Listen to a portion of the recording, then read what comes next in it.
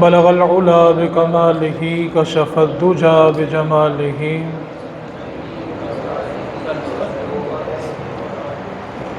جن ہستیوں نے عزت میں آسمان کی بلندیوں کو چھوا ہے، ان ہستیوں میں سے ایک ہستی کا نام خلیفۃ الرسول امیر المومنین سیدنا عمر فاروق رضی اللہ تعالی عنہ ہے۔ 26 ذی الحج جو کل ہے، سیدنا عمر فاروق رضی اللہ تعالیٰ عنہ کے اوپر قاتلانہ حملہ ہوا اور 1 محرم الحرام کو آپ کی شہادت ہوئی۔ حضرت عمر فاروق رضی اللہ تعالیٰ عنہ نبی پاک صلی اللہ علیہ وسلم کے رشتے میں سسر کہلاتے ہیں۔ آپ کی صاحبزادی نبی پاک صلی اللہ علیہ وسلم کی زوجہ ہیں اور ہم سب کی ماں ہیں، ام المومنین ہیں۔ نبی پاک صلی اللہ علیہ وسلم نے ارشاد فرمایا کہ اگر جبریل نوح علیہ السلام کی عمر لے آئے، یعنی نوح علیہ السلام نے 950 سال تبلیغ کی ہے، 960 سال، نبی پاک صلی اللہ علیہ وسلم نے فرمایا کہ اگر جبریل نوح علیہ السلام کے زمانے جتنا وقت لے لے اور بیٹھ کر میرے عمر کی شان لکھے تو شان ختم نہیں ہو سکتی۔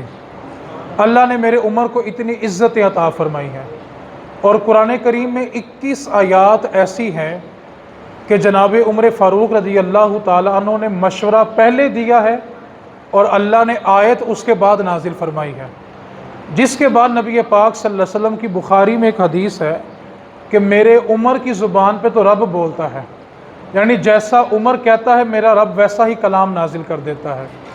آپ کو معلوم ہوگا کہ ابتدائی اسلام میں خواتین مسجد میں باجماعت نماز پڑھا کرتی تھیں، جیسے مرد حضرات مسجد میں نماز کے لیے حاضر ہوتے ہیں، اسی طرح زمانہ رسول میں صلی اللہ علیہ وآلہ وسلم میں مردوں کے پیچھے بچوں کی اور بچوں کے پیچھے خواتین کی صفیں ہوا کرتی تھی۔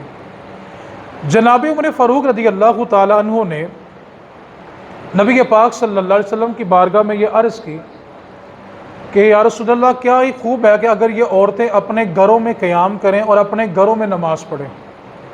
تو اس پر بعض خواتین نے اعتراض کیا کہ عمر کو کیا مسئلہ ہے، ابھی یہ تبصرہ چل ہی رہا تھا کہ جبریل امین وحی لے کے حاضر ہو گئے اور آ کر عرض کی، اللہ فرما رہے کہ جیسا میرا عمر کہتا ہے ویسا ہی ہوگا۔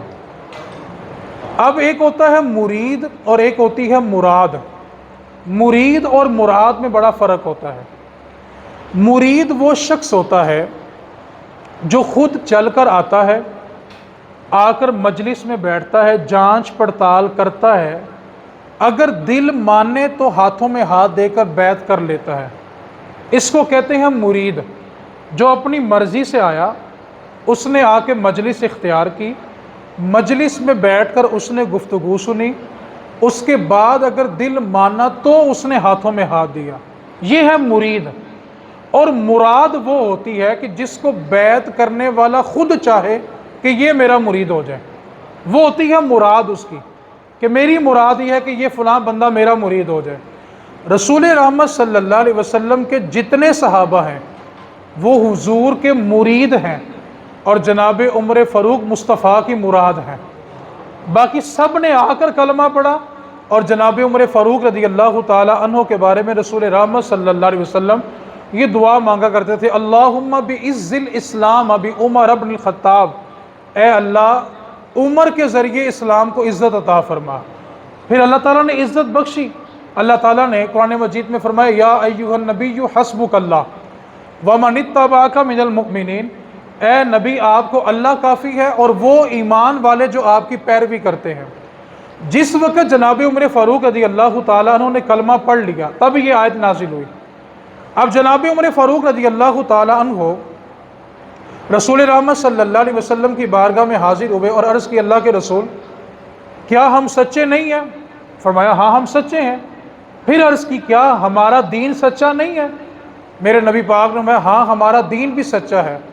تو نبی پاک صلی اللہ علیہ وسلم نے جب یہ جواب ارشاد فرما دیا تو جناب عمر فاروق عرض کرنے لگے، آقا پھر آج گھر سے باہر نکلیں، اور آج کے بعد نماز کعبے کے صحن میں ہوگی، گھر میں چھپ کے نہیں ہوگی، کیونکہ نبی پاک نے دعا مانگی تھی کہ اسلام کو عزت اللہ عمر کے ذریعے دے۔ اور جب جناب عمر فاروق رضی اللہ تعالیٰ عنہ نے کلمہ پڑھ لیا، اس کے بعد کعبے کے صحن میں نماز شروع ہوئی تھی، کیونکہ جب نبی پاک صلی اللہ علیہ وسلم کعبے میں نماز پڑھنے آتے تھے تو مشرکین کے بچے پیچھے کھڑے ہو کے تالیاں بجاتے تھے اور سیٹیاں بجاتے تھے، اور بعض مشرکین پورا کرکٹ لا کر، اوجڑیاں لا کر نبی پاک صلی اللہ علیہ وسلم کے کندھوں پہ رکھ دیتے تھے، جس کی وجہ سے نبی پاک صلی اللہ علیہ وسلم نے کعبے میں نماز پڑھنا چھوڑ دی اور آپ دار ارقم میں نماز پڑھا کرتے تھے۔ جناب عمر فاروق رضی اللہ تعالیٰ عنہ نے جو ہمیں نظام خلافت دیا ہے، اس دور میں اس کو سمجھنے کی ضرورت ہے، کیونکہ ہم میں سے ہر بندہ سیاستدان نہ ہوتے ہوئے بہت بڑا سیاستدان ہے، اور ہر بندہ پتہ کیا کہتا ہے، یہ اندر کی خبر ہے۔ اس اندر کی آج تک مجھے سمجھ نہیں ہے کہ اندر کی خبریں یہاں تک پہنچتی کیسے ہیں، حالانکہ اندر کی خبریں اندر والے بھی توجہ سے نہیں سن رہے ہوتے، ٹھیک ہے، لیکن اندر کی خبریں ہر پھٹے پہ، ہر چونک پہ، ہر ہوٹل پہ جہاں چائے بکتی ہے وہاں چائے کا کش ہوتا ہے، ساتھ اندر کی خبریں ہوتی ہیں۔ یہ اندر والی خبریں آج تک میری سمجھ سے بالا تر ہیں، لیکن جناب عمر فاروق رضی اللہ تعالیٰ عنہ جو نظام دیا اس کو تھوڑا سمجھیں۔ جناب عمر فاروق رضی اللہ تعالیٰ عنہ نے جمعے کے روز جمعے کے خطبے کے لیے جب مسجد نبوی میں داخل ہوئے اور منبر رسول پر جلوہ گر ہوئے جمعے کا بیان کرنے کے لیے، اب جناب عمر فاروق رضی اللہ تعالیٰ عنہ نے نیا کرتا اور نئی تہمت دھوتی باندھی ہوئی ہے۔ ایک صحابی ہیں جن کا نام ہے سلمان فارسی رضی اللہ تعالیٰ عنہ، وہ کھڑے ہو گئے اور کہنے لگے یا عمر لا سمعنا و اطعنا، آج ہم نے تیری بات بھی نہیں سننی اور تیری اطاعت بھی نہیں کرنی۔ اب یہ کس کو کہا جا رہا ہے؟ جو وقت کے امیر ہیں۔ آج تو توہین عدالت بڑی جلدی ہو جاتی ہے، توہین جج بڑی جلدی ہو جاتی ہے، توہین ریاست بڑی جلدی ہو جاتی ہے، ٹھیک ہے، آج توہین والا معاملہ بڑی جلدی ہو جاتا ہے۔ وقت کے حاکم ہے اور 22 لاکھ مربع میل کے حاکم ہے۔ 22 لاکھ مربع میل کا مطلب یہ ہے کہ اگر پوری زمین کو 4 حصوں میں تقسیم کیا جائے تو 22 لاکھ مربع میل زمین کے 3 حصے بنتے ہیں، یعنی جناب عمر کے زمانے میں پوری زمین پر 3 حصوں میں صرف اسلام کا پرچم لہرا رہا تھا۔ اور یروشلم ایک انگریز گزرا ہے، اس نے اپنی تاریخ میں لکھا ہے کہ اگر دین اسلام میں ایک عمر بن خطاب اور آ جاتا تو پوری زمین پر اسلام کے سوا دوسرا مذہب ہی کوئی نہیں ہونا تھا۔ 22 لاکھ مربع میل کے حاکم ہے، اور رعب اور دبدبہ کیا ہے؟ میرے نبی پاک صلی اللہ علیہ وسلم نے فرمایا جس رستے سے عمر گزرے شیطان وہ رستہ ہی چھوڑ دیتا ہے، جن کے نام سے شیطان لرزتا ہے۔ اور ایک مزے کی بات بھلا کیا ہے، جناب عمر فاروق کے نام کی تاثیر آج بھی موجود ہے۔ آج بھی جناب عمر فاروق کا نام لے تو شیطان کا چہرہ نظر آ جاتا ہے۔ ابھی بس یہ کچھ دن رہ گیا محرم شروع ہونے میں، آپ جناب عمر فاروق کا نام لے شیطان چمک کے باہر آتا ہے اور پتہ چلتا ہے کہ اس کو عمر کے نام سے پرابلم ہو گئی ہے۔ اب جناب عمر فاروق رضی اللہ تعالیٰ عنہ نیا کرتا پہنا ہوا ہے اور نئی تہمت باندھی ہوئی ہے۔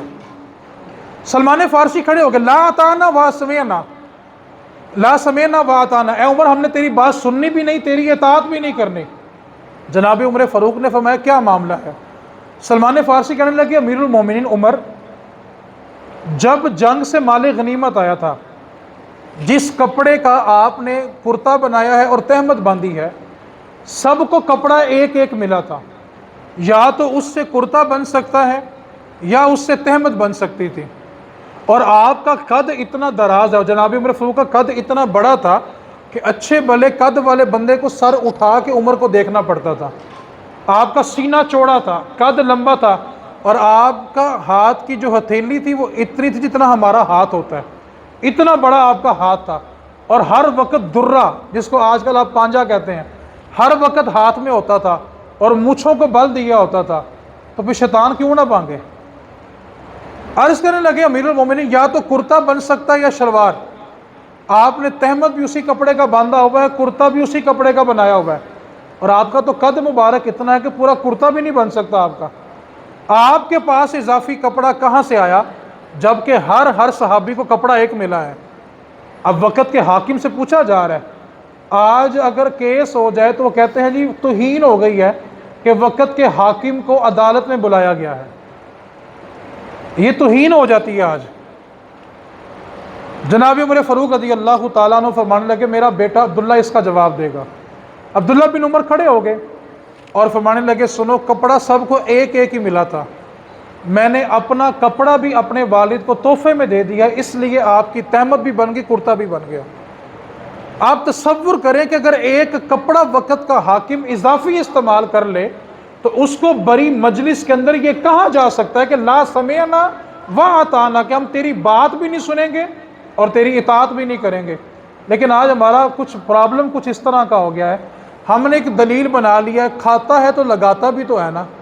سوال بنتا ہے کھانے کی اجازت دی کس نے ہے؟ یہ تو مسلمانوں کا پیسہ، مسلمانوں کا ٹیکس ہے، یہ تو صرف اور صرف عوام پر خرچ ہو سکتا ہے، حاکم تو اس سے اپنی تنخواہ کے علاوہ کچھ لے ہی نہیں سکتا۔ جناب عمر فاروق رضی اللہ تعالیٰ عنہ کا زمانہ ہے، توجہ کرنی ہے حاکم کیا ہوتا ہے۔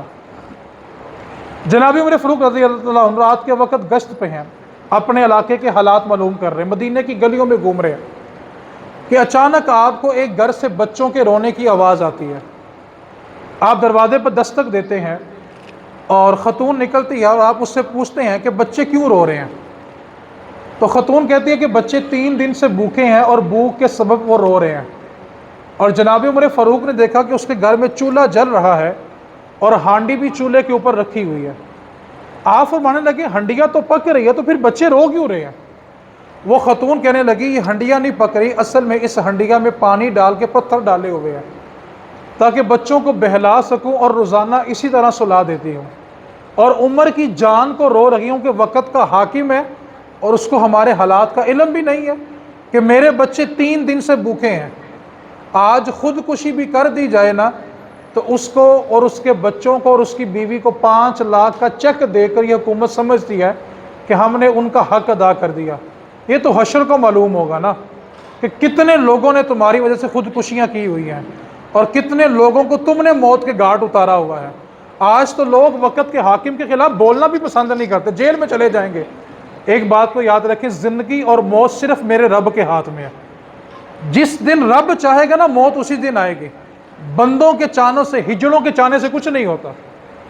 اب جناب عمر فاروق سامنے کھڑے اور کہہ رہی کہ عمر کی جان کو رو رہی ہیں، اس کو پتہ ہی نہیں ہے کہ اس کی رعایا کے اندر میرے بچے 3 دن کے بھوکے ہیں اور روزانہ رو رو کے سو جاتے ہیں اور اس کو پرواہ ہی نہیں ہے۔ جناب عمر فاروق وہاں سے نکلے، بیت المال پہنچے، اناج کی بوری بری، گھی کا کنستر اٹھایا، اپنے کندھے پہ رکھا اور چلنے لگے۔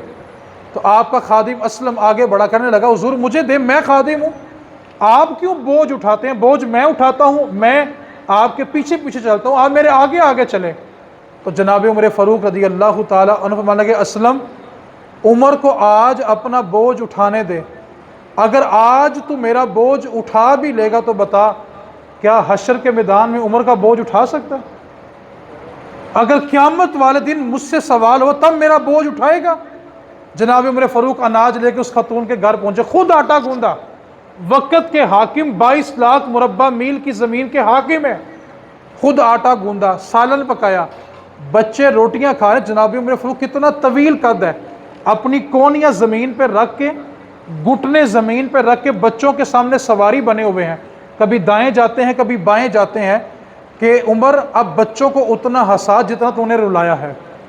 بچے ہنس رہے ہیں اور کھانا کھا رہے ہیں اور ماں پھر بھی روتی جا رہی ہے۔ تو جناب عمر کہنے لگے اب کیوں روتی ہے؟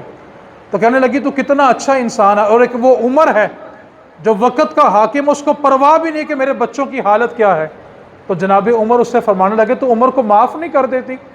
کہنے لگی نہیں، اس کو معاف نہیں کروں گی، قیامت والے دن بھی اس سے پوچھوں گی کہ تو ہمارا حاکم تھا تو میرے بچے بھوکے کیوں سوتے تھے؟ جناب عمر نے کہا کہ اس پر بہت بڑی ذمہ داری ہے، حکومتی معاملات اتنے ہیں کہ اس کو وقت نہیں ملا ہوگا۔ خاتون کہنے لگی میں ہی معاف کروں گی۔ پھر عرض کی کہ تو معاف کر دینا۔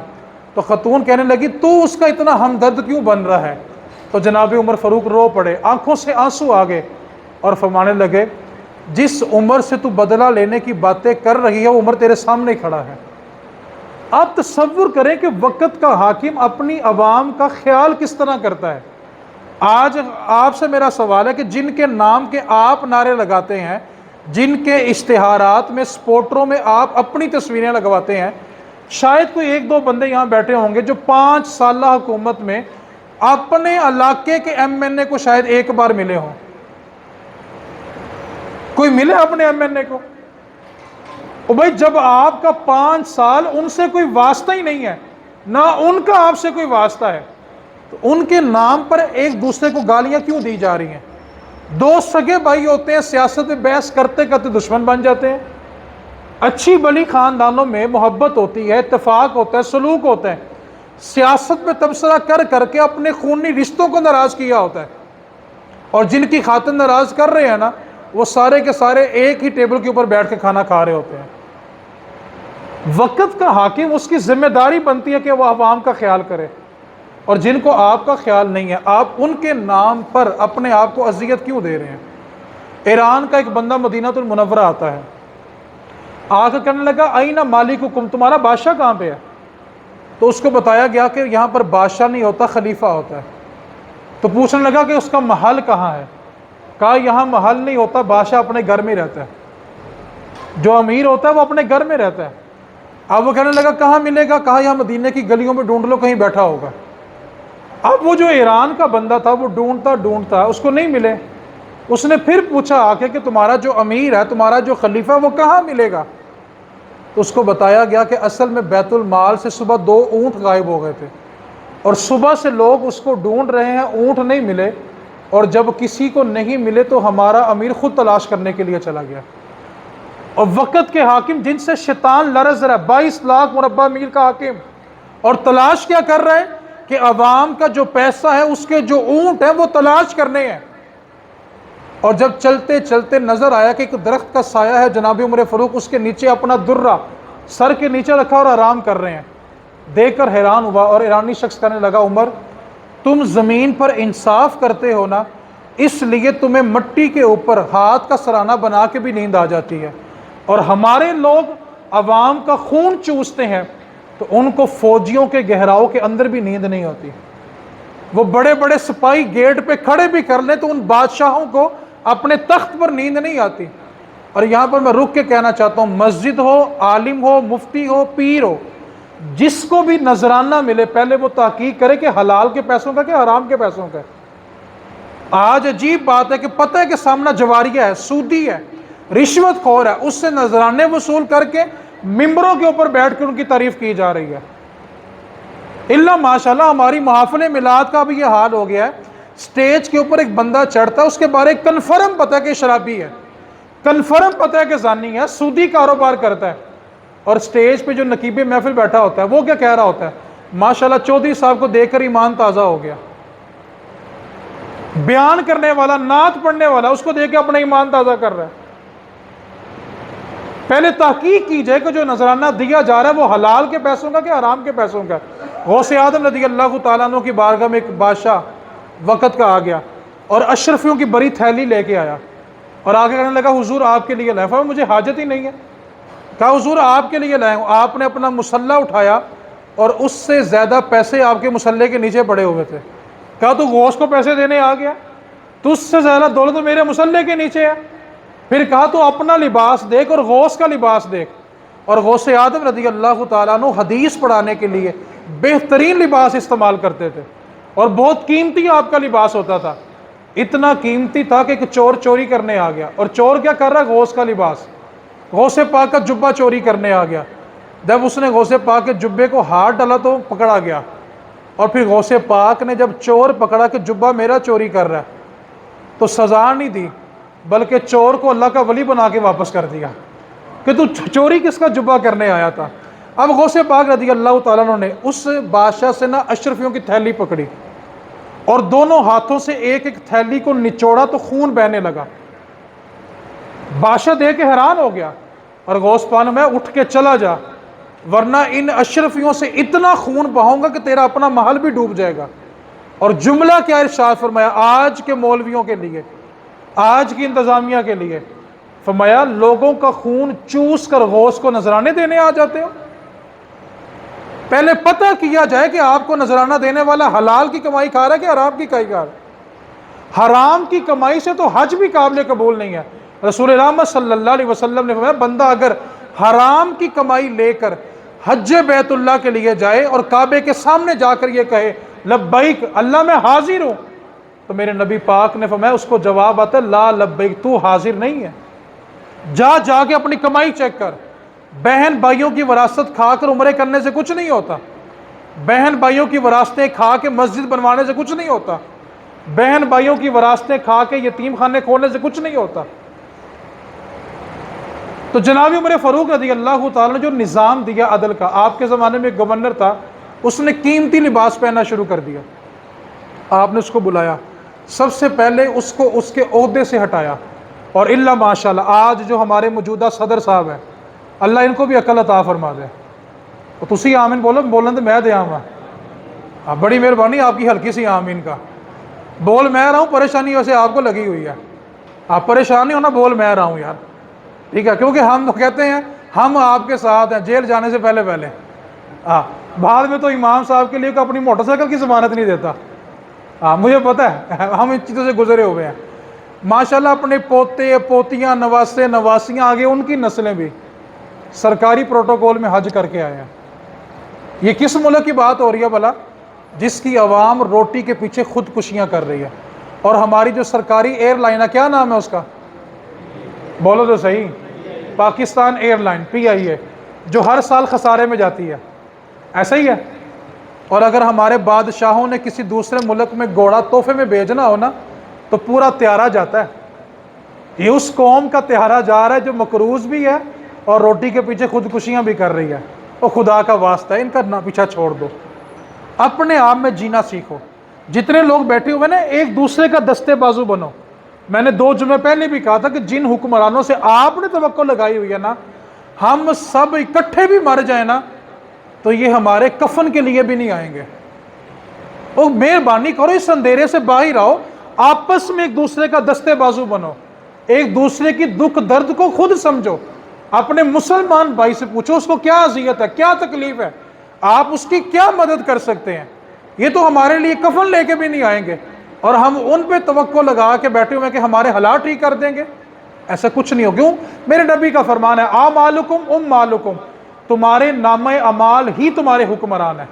یہ نہیں کہا کہ جیسے حکمران ہوں گے ویسے تمہارے اعمال ہوں گے، فرمایا اعمالکم اموالکم، تمہارے نامہ اعمال ہی تمہارے حکمران ہیں، جیسے ہمارے نامہ اعمال ہیں ویسے ہمارے حکمران ہیں، ہمیں بدلنا پڑے گا۔ اور جس قوم کو عمر ملے تھے، میں اکثر وہ بات سنایا کرتا ہوں کہ جب ماں نے کہا تھا بیٹی دودھ میں پانی ملا دے، صبح دودھ زیادہ بک جائے گا، آمدن زیادہ ہو جائے گی، تو بیٹی نے کہا ماں نہیں، عمر فاروق نے منع کیا ہے۔ تو ماں نے کہا بیٹا اس وقت کون سا عمر دیکھ رہا ہے؟ تو بیٹی نے کہا ماں عمر نہیں، عمر کا رب تو دیکھ رہا ہے نا۔ جب قوم کا معیار یہ ہوتا ہے نا، اس قوم کو عمر بن خطاب ملتے ہیں۔ آج ٹیکس چوری، وراثت کے اوپر قبضے، زمینوں پہ قبضے، دودھ میں ملاوٹ، ہر چیز میں ملاوٹ، گھر کی بجلی تاریں ڈال کے، اور ہمیں حاکم عمر بن خطاب چاہیے؟ نہیں ہوگا۔ اعمالکم اموالکم، نامہ اعمال کے مطابق حکمران ملتا ہے۔ اور میں تو ابھی کہہ کے آیا ہوں ایک جگہ جہاں جمعہ پڑھا کے آیا ہوں، میں کہہ کے آیا ہوں داتا صاحب پہ قربان جائیں، یہ جو سارا سال پانی میں لانے سے باز نہیں نہ آتے، داتا صاحب کو 1000 سال ہو گئے خالص ہی لے رہے ہیں۔ تو میں نے ابھی کچھ دیر پہلے یہ کہا ہے، اچانک زبان پہ جملہ آ گیا، میں کہنا کہ اللہ کے بندو، داتا سے اتنا ڈرتے ہو کہ ملاوٹ والا گیا تو گاواں بیمار ہو جانی ہے، اے خدا کے بندو خدا سے ڈرو، اللہ سے ڈرنا سیکھو۔ میرے نبی کا فرمان ہے، جس نے ملاوٹ والی چیز بیچی لیس منا، وہ ہم میں سے نہیں ہے۔ نبی پاک نے اس بندے کو اپنے لشکر میں شامل ہی نہیں کیا، نبی پاک نے اس کو اپنی رحمت میں شامل نہیں کیا، جو عوام کو ملاوٹ والی چیز بیچتا ہے۔ تو وہ داتا صاحب سے سارے ڈر رہے ہیں، اور اس دن دودھ میں کوئی پانی، بولو تو صحیح یار، کیوں بولا؟ پتہ ہے کہ پانی پایا تو مجھا، بولو یار۔ تو اللہ کہہ رہا ہے کہ ملاوٹ نہیں کر دے، تولنا بھی پورا ہے، ناپنا بھی پورا ہے، اوف الکیل والمیزان، اللہ قرآن میں کہہ رہا ہے تولو بھی پورا، ناپو بھی پورا، اللہ سے نہیں ڈر رہے۔ اور مہربانی کرو، اگر داتا کے پاس خالص نہیں جاؤ گے تو وہ ناراض ہوں گے، تو رب کی بارگاہ میں کیا منہ لے کے جاؤ گے؟ اللہ کی بارگاہ سے ڈرنا سیکھو یار، اللہ سے ڈرو۔ تو اس واسطے جناب عمر فاروق رضی اللہ تعالیٰ جب خبر ہوئی نا کہ وہ بندہ جو ہے وہ گورنر ہے، عوام بھی غریب ہے، وہ قیمتی لباس پہننا شروع ہو گیا، آپ نے اس کو بلایا، سب سے پہلے اس کا عہدہ اس سے چھینا، کیونکہ اس دور میں سرکاری خرچے پہ حج نہیں ہوتے تھے، اس دور میں سرکاری خرچے کے اوپر لوگ جوک در جوک مدینہ المنورہ نہیں جایا کرتے تھے، سب سے پہلے اس کا عہدہ چھینا، اس کو ٹاٹ کا موٹا لباس پہنایا اور اونٹ دیا اور کہا جا جنگل میں اونٹ چرا کے آ، تو اس لائق نہیں ہے کہ تم مسلمانوں کا حاکم بنے۔ مہربانی کرے اپنے آپ پر توجہ دیں کہ ہم جن کی خاطر اپنے رشتہ داروں کو ناراض کر رہے ہیں وہ ہمارے لیے کیا کر رہے ہیں۔ ہمیں ایک پیمانہ دیا گیا کہ وقت کا حاکم بھی اگر اس طرح کی بات میں نظر آ جائے تو عوام الناس اس سے سوال کرنے کا حق رکھتی ہے۔ عوام کو حق ہے کہ وہ حاکم سے پوچھے کہ تمہارے پاس یہ اضافی لباس کہاں سے آیا ہے۔ اور اگر یہاں پہ بیٹی یا پوتی یا نواسی کی شادی ہو اور گھڑی بھی 85 لاکھ والی لگائی ہو اور عوام پھر بھی کہے کھاتے ہیں تو لگاتے بھی تو ہے نا، تو پھر اس عوام کو صرف وہ کہاوت یاد کر لینی چاہیے کہ جوتے مارنے والوں کی تعداد بڑھا دی جائے، اس کے سوا اس قوم کا اور کوئی حل نہیں ہے۔ اللہ کریم ہمیں سمجھ کی توفیق عطا فرمائے۔ وما علینا الا البلاغ المبین۔